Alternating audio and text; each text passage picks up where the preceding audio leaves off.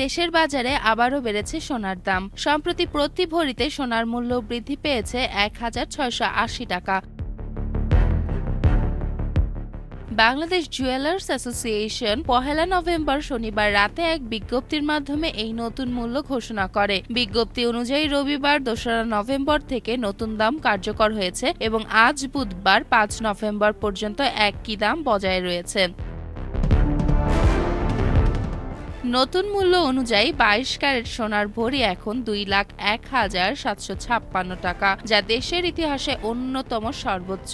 ২১ ক্যারেটের দাম ১,৯২,৫৯৬ টাকা, ১৮ ক্যারেটের দাম ১,৬৫,০৮১ টাকা আর সনাতন পদ্ধতির সোনার দাম ১,৩৭,১৮০ টাকা নির্ধারণ করা হয়েছে।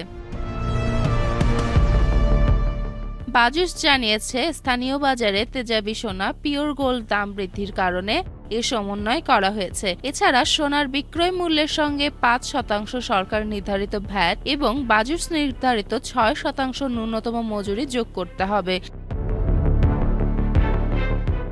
বিশেষজ্ঞরা মনে করছেন, আন্তর্জাতিক বাজারে স্বর্ণের মূল্য বৃদ্ধি এবং ডলারের উচ্চ মূল্যের প্রভাবে দেশের অভ্যন্তরীণ বাজারেও সোনার দাম বেড়েই চলেছে। এতে সাধারণ ক্রেতা ও স্বর্ণকার উভয়ের উপরে চাপ পড়ছে।